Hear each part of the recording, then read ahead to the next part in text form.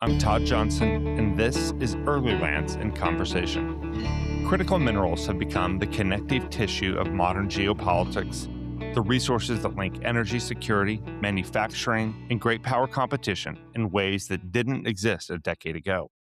One of the leading analysts of critical minerals and their place in the modern world is Chris Vandome. Chris leads the Critical Minerals Initiative at the London-based Royal Institute of International Affairs, better known as Chatham House, one of the world's premier foreign policy think tanks, where he's also the senior research fellow with both the Global Economy and Finance Program and the Africa Program. Chris has spent his career studying political economy, resource governance, and the extractive industries across Africa, and has become one of the most sought-after voices on how mineral wealth translates or fails to translate into national benefit. In this conversation, we go deep on geopolitics and the question of who actually captures the value in African critical minerals. We spend particular time on Zambia and the broader Southern African region, where mining policy, economic growth strategies, and great power competition are converging in real time. If you enjoy this and our other episodes, please like and subscribe. We are pleased to welcome Chris Vandome to Earlylands in Conversation.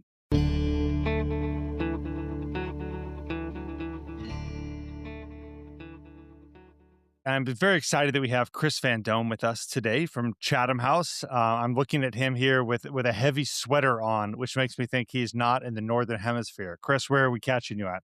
Hi, Todd. Yeah, good to be joining you. I'm in Johannesburg today. It's a beautiful winter's day, but it is a bit cold. So, yeah, heavy sweaters all around. June, July, and August in Joburg are totally underrated because the weather is, 20 degrees during the day, chilly at night, but, just blue sky days every day, right? Oh, yeah. It never rains, and you can plan all of your activities 3 months in advance, and you know that you're going to be fine. Yeah, It's great. you're right. As long as you're inside before the sun goes down and the temperature drops 20 degrees. Well, we should probably talk about a little bit more consequential issues, my friend. But first of all, help us understand just the role of Chatham House, the role of the Africa program, and your role in the Africa program. Yeah, so Chatham House has been around since 1920. We were initially set up through a group of ideas people at the Treaty of Versailles, ending the First World War. And there was a need for centers of research on international relations. Now, international relations as an academic subject was still in its infancy. The first course to be taught in international relations was only in 1919. So this was a time when the world was sort of moving beyond the ideas of sort of Adam Smith economics and saying, well, there's got to be more to this than just Right. the pure economics and the relational aspect of it.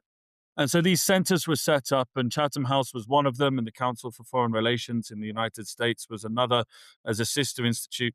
And their mandate being that through dialogue and the study of international relations, then future world wars could be prevented. Obviously, we failed pretty quickly in that mandate with the outbreak of the Second World War. But since then, we've been part of a global network of think tanks really looking at how do you combine convening and putting the right people into the room with verified and detailed research on issues, policy briefs, and so on to say, okay, here are some options. Now let's get the right people and have a conversation about how things can progress. So that's what we do. We're probably most famous for our Chatham House rule, which means that if a meeting is under the rule, you can use the information, but you can't say who said it or what their affiliation is. And just as a fun fact, it actually stems from the fact that the building used to be a gentleman's club for gambling. And so men were allowed to go home to their wives and talk about the cards that were played during the game, but they couldn't say which of the men had won or lost money.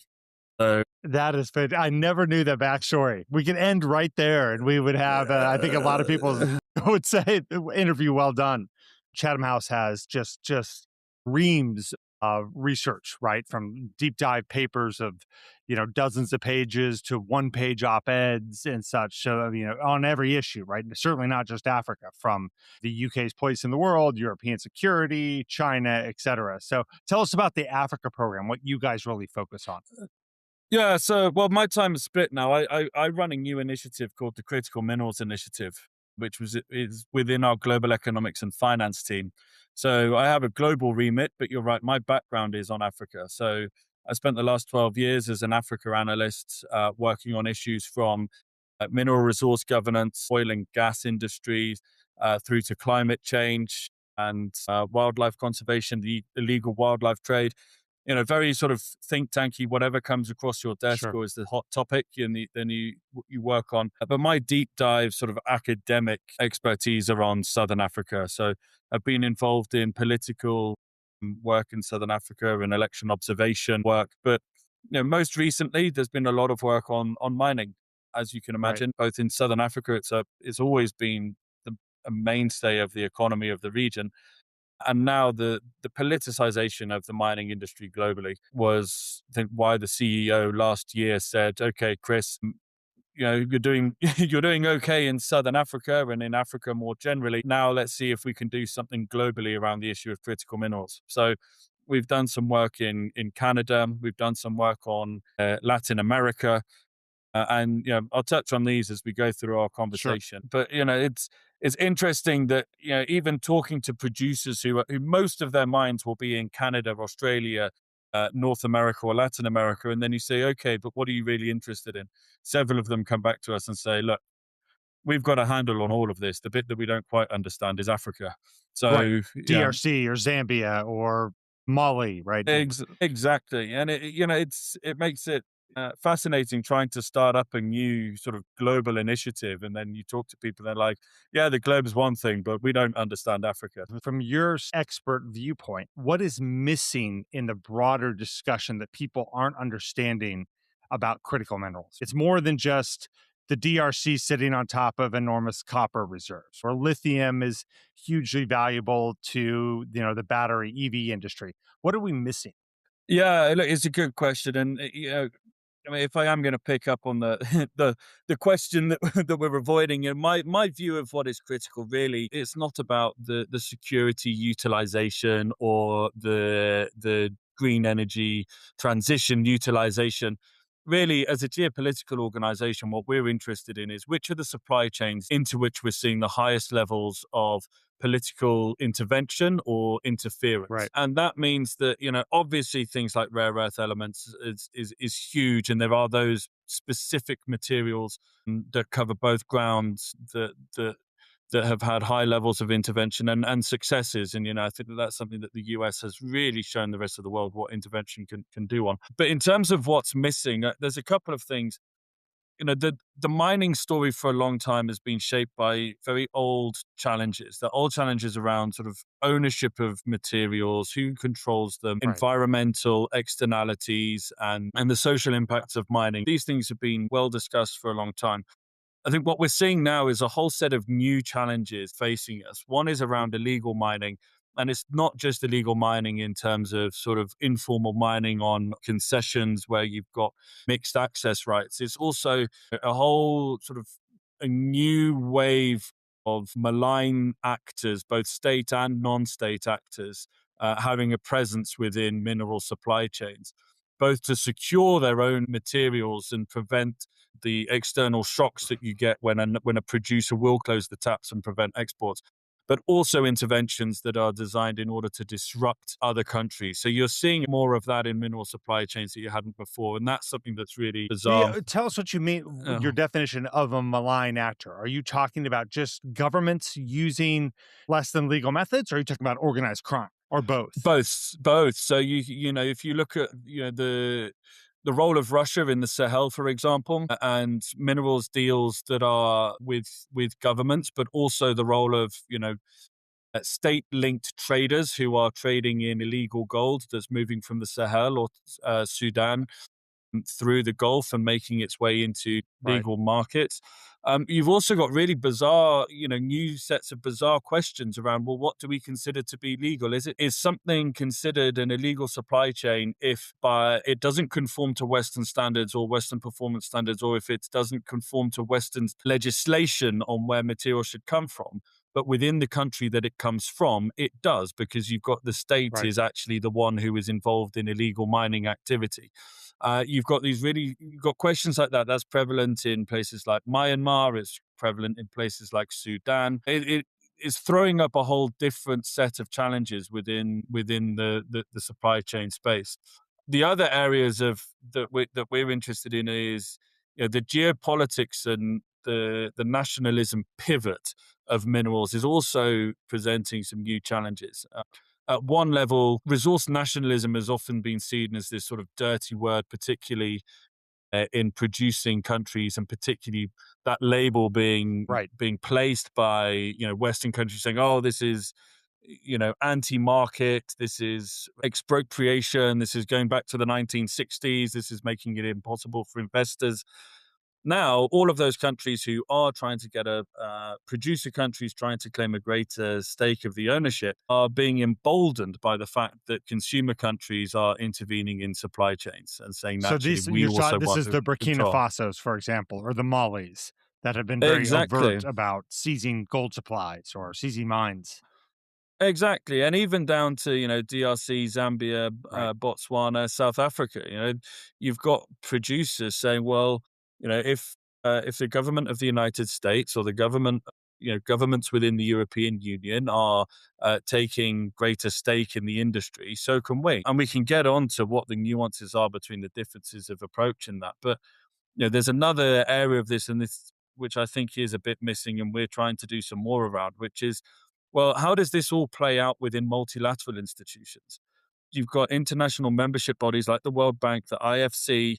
How does it play out there? How does the change in the way in which the US sees ESG criteria, for example, how does that play out in the World Bank and the IFC, who have built huge portfolios around helping people implement ESG standards, when you've now got one of the largest voters on the board saying, actually, we don't care about this? There's a country you and I both know very well, and we spend a lot of time talking about to audiences, is Zambia. And I think Zambia Mhm. plays a huge role in all of this, right? Sitting on some of the largest copper reserves in the world. Zambia has had a checkered relationship probably over the past 40, 50 years with global mining houses, but it seems like that is kind of right sizing itself. How durable is President Hichilema's model, if his sort of macroeconomic stabilization hasn't trickled down to the population? It's a much better story than it was 2 years ago in terms of infrastructure and in terms of global pricing and such. The average Zambian isn't really benefiting. Tell us how to look at Zambia as an example of what we're talking about. Yeah, so Zambia has done really good things in terms of stabilizing its macroeconomy.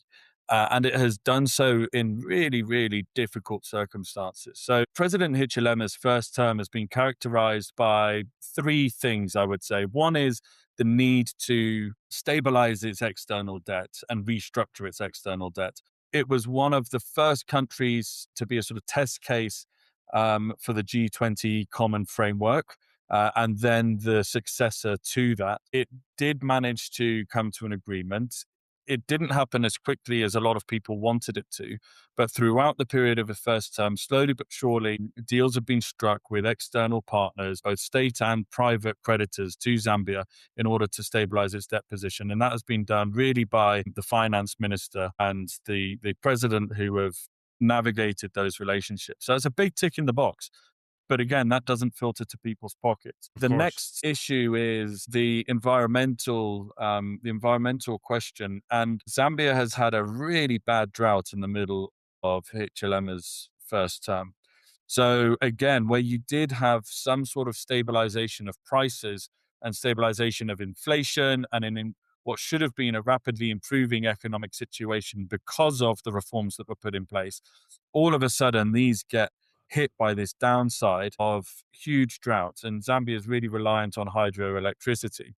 And so that has its own ripples through the economy. And it's actually to his testament that Hichilema did manage to come out of this in a fairly robust manner. The third aspect of his presidency has been attracting investment into the mining sector.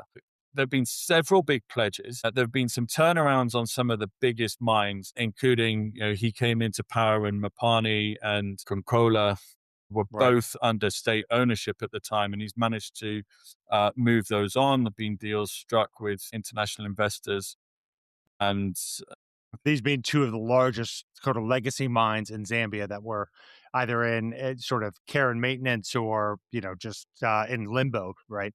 yeah, handed back to the government or taken over by the government during the Lungu administration. old mines that stem from the colonial era that used to be the mainstay of Zambian copper production. They were the poster child of the whole resource nationalism piece from the 1960s.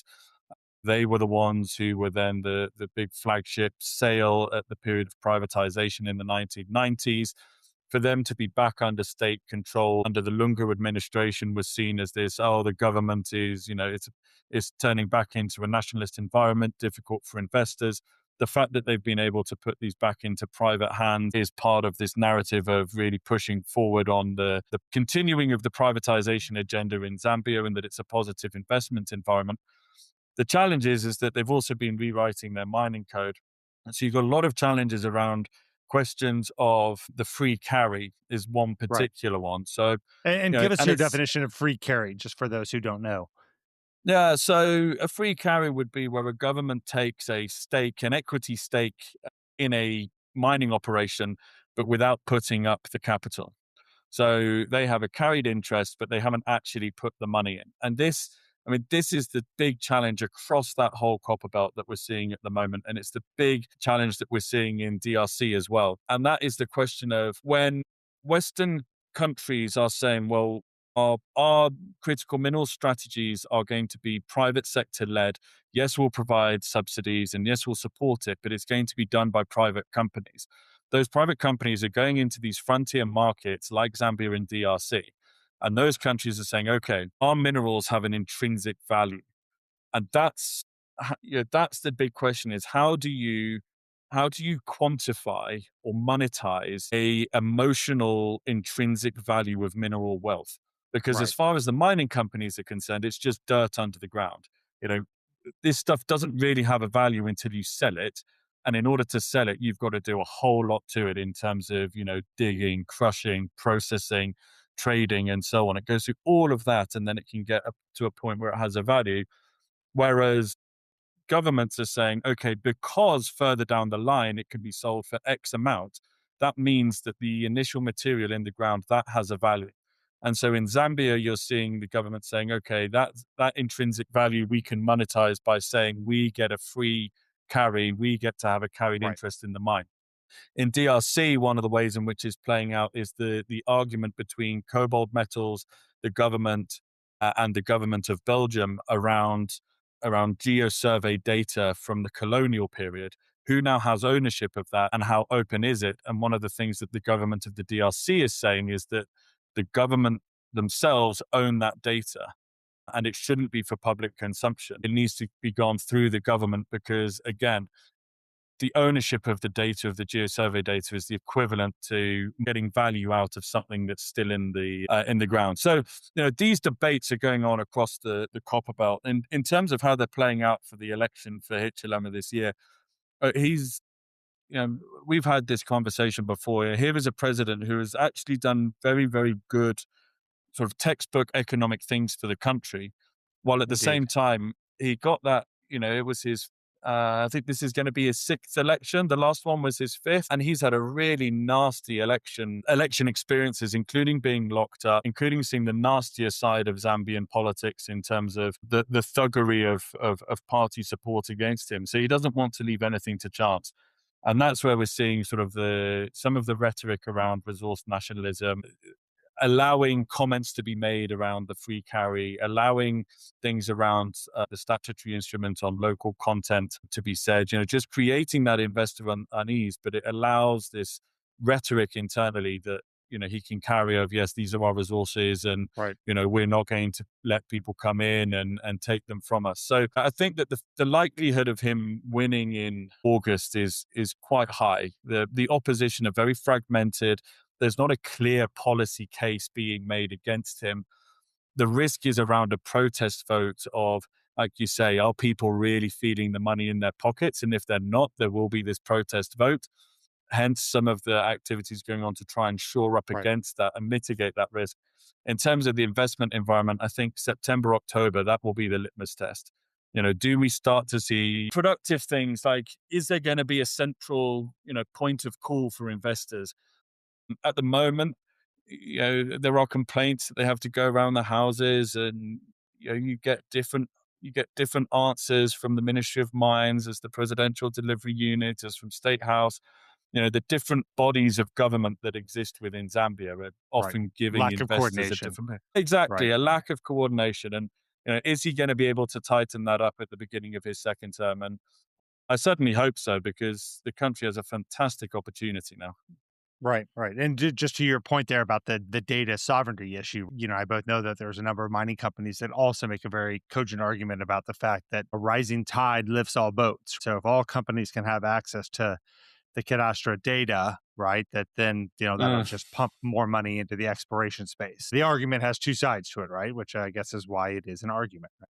yeah, Right? well, yeah, exactly. And it gets into quite like nuanced detail of, okay, what level of geosurvey data do you need in order to be able to have that, a big picture, the rising tide lifts all boats, like showcasing the country to say, look what we have, come and do more, versus much more detailed data that then becomes commercially sensitive.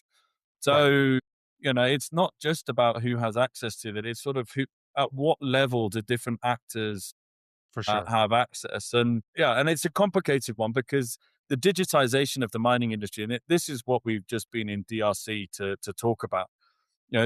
The digitization of the mining industry is happening really rapidly. Yes, elsewhere there's been automation for quite a while, but now we're seeing the need for digitization, both in terms of operations, but also transparency, uh, also traceability, also sort of management of cadastral systems, also the use of AI across these systems. So from everything from, analyzing drill cores all the way through to analyzing production data or transparency, the declarations of production to ministries. These things are changing really rapidly, and they're often happening in places where the skills and capabilities aren't there. So, last week I was actually chairing the head of the cadastre in DRC, who spoke about the need, when he took over, the need for training his staff on how to use a computer. Right. Right. And external investors have got, consultants running AI models that are extremely advanced. And you're going into a country where, on the flip side, you're dealing with people who are at that level. They don't have access to the latest technology. They don't have the skills. They're training rapidly and they're getting it. But the sector's moving incredibly quickly. Absolutely. And just for those who aren't deep into the industry, but a cadastre is essentially the holding center for mining data, geological data, licenses and things like that. Is that a good summation? Yeah, that's correct. And this is where the sort of the theoretic ambitions of Western investors meet some of the practicalities and realities of investing in African mining jurisdictions, where on paper, having a digitized cadastral system that tells everybody where their licenses are, and geotagged pegged areas to show what land you actually have access to, where your exploration sites sit, and so on. That all sounds wonderful, but you also have a reality where these systems are not infallible, and you do have people who have backdoor access.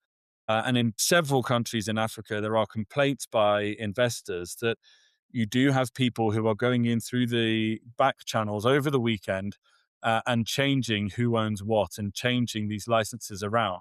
So there's a whole other debate going on Wow. over sort of, is digitization really the best way forward? Because if data is only held in one place in hard copy, it is significantly less corruptible than a digital system.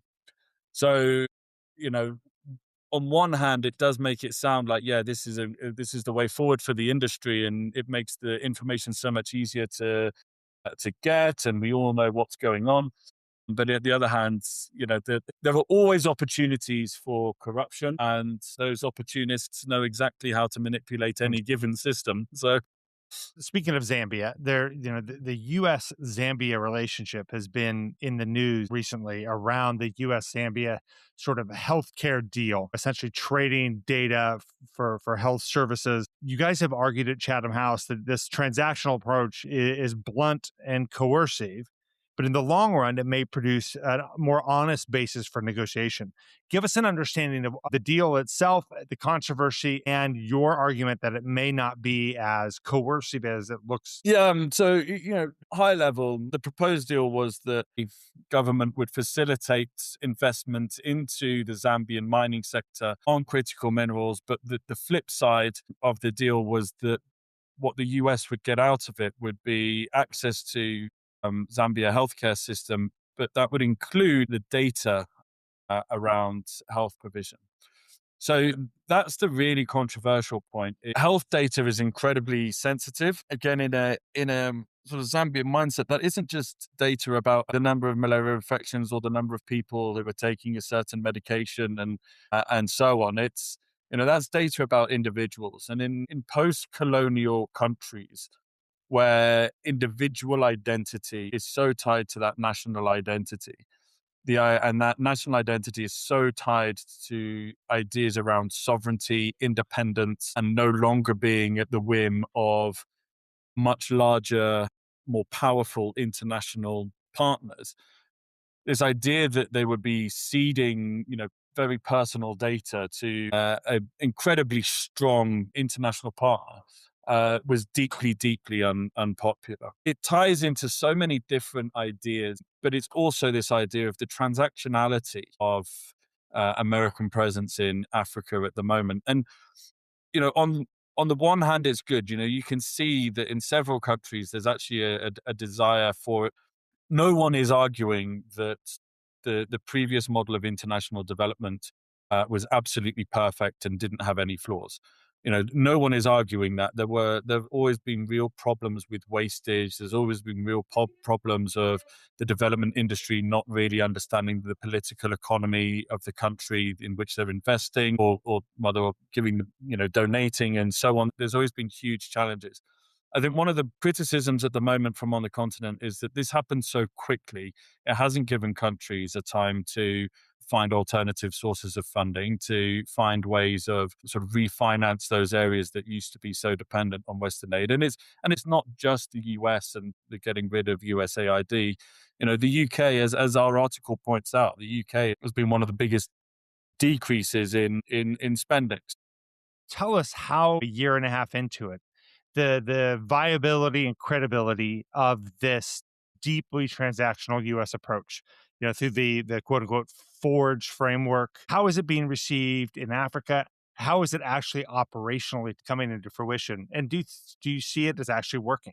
Yeah, so it's a complicated one because the African countries are included in things like Forge, which is also about other partners. And so you see the US approach, you've got things like the enormity of domestic finance that the US government has committed towards critical minerals, both in terms of offtake agreements, price floors, equity stakes in producers, or all of these tools that they're using domestically and often tied into existing agencies and existing budgets or where they are external things like Exim Bank or DFC, but tied into bureaucratic entities where you require those vested interests to then protect those new budgets. And this then gives it a sense of continuity and a sense of commitment. And this is the piece that I wrote around sort of US credible commitment Right. in the critical mineral space. The conversation about great powers and mining in Africa, of course, without talking about China. And they have dominated the narrative around minerals, mining, critical minerals, for the past 20 years in Africa.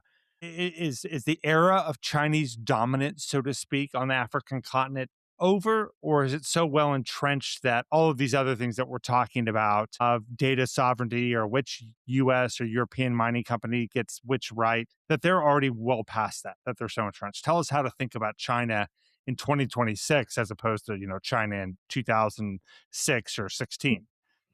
In terms of the China story in Africa, look, I was talking to a African mines minister late last year, and they made the point that we did not roll out the red carpet for China. A Right. lot of the Chinese deals that have been done in Africa, particularly in places like the Copper Belt and in DRC, this was done at a time when there was a Western pullback It was Western companies selling those mines, often for very cheap. They just wanted to get out. There were reputational issues around remaining in those countries. This is like And Freeport they said, McMoran 10 years ago, right? exactly, In DRC. exactly. That whole story of of the pullback and China getting good deals. I mean, if you look at somewhere like Angola, why did China why did China do so well in the initial period after sort of post-war reconstruction Angola? It's because the Angolans went to the world and said, our war is resolved. We have a huge amount to do. There's huge opportunity. Who's going to come and help us? And no one really did, but the Chinese did. And it was similar elsewhere. And the other thing that you tend to get with the Chinese is that they buy up brownfield operations rather than greenfield exploration, Right. whether it be very small scale industrial operations that they then move in on or slightly larger pieces. They're not quite part of that same, the greenfield, mine Right. development The story junior minor that was exploration firms that are out of the very vanguard. exactly. So they operate in a slightly different way. Look, we're more than 10 years since the peak of Chinese loaning to Africa. And the other thing is that why were the Chinese moving into Africa in the first place? Was it around geopolitical reasons?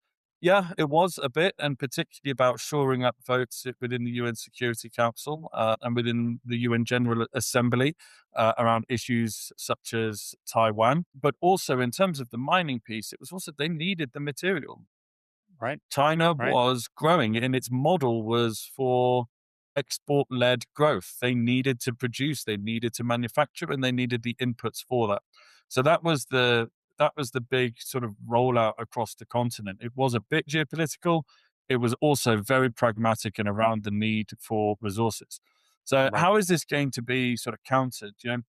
The US approach, it's multiple. The US is signing bilateral deals and very high level partnerships and encouraging African countries to be part of organizations such as Forge. It's also sent, you've also got American companies going out and trading companies who are just buying up material and sending it back as part of stockpiling. You also have deals like the recent deal with the 40% stake of the Glencore mines in DRC. So there's a little bit of taking equity that comes with board placements and corporate governance roles that mean you have determination over a proportional amount of mineral flow. And then you've got the private financing going in as well on some of the smaller mines. So it's a real spread of how the US is engaging, but it's often in places where much of the material is still being shipped to China. For processing, And right? I so mean, for 90% process, odd goes to China, right? exactly. And it's yes, there's Western desires for an increasing processing elsewhere. And over the course of the next 10 to 15 years, that will become a reality. And so the building of alternative supply chains is going to take a really long time, but it's in progress and we are making progress. But the placement of Africa in all of this is, well, okay, but what are they actually, what are some of these governments actually doing? And it's playing both sides. So, as much as there's a conversation about the Lobito Railway Corridor, there's also a big conversation about the rehabilitation of Tazara that runs Right. from the Indian Ocean through into Kapuri in Zambia. And I think, the aspiration of the countries in Africa involved in this is that the two link up. And either creating new east to west transport corridor over which those countries themselves suddenly have some control over a global transit point. And I think their ambition, and I'm not sure if they'll get it, but I think their ambition is to create a faster and more efficient way of moving things between the Atlantic and the Indian Ocean without going around the Cape. But just in the shorter term, it's a question of, well, how is material from the copper belt going to leave? And, both are equally important, but, this, it's not a simple sort of Sure. US Sure. unsettling China. I mean, the Right. final It's point of an all, easy narrative to talk US versus China, right? And your railway versus my railway, right? But it is far more complicated exactly, than that. exactly. And the other aspect of all of this that, coming back to, the earlier question around critical minerals and my view that it's all sort of around political intervention in supply chains and markets.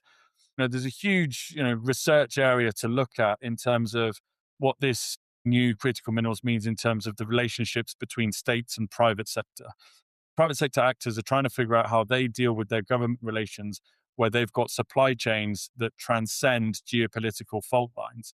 Well, you've got the Chinese state saying that Chinese companies shouldn't be using Western built infrastructure.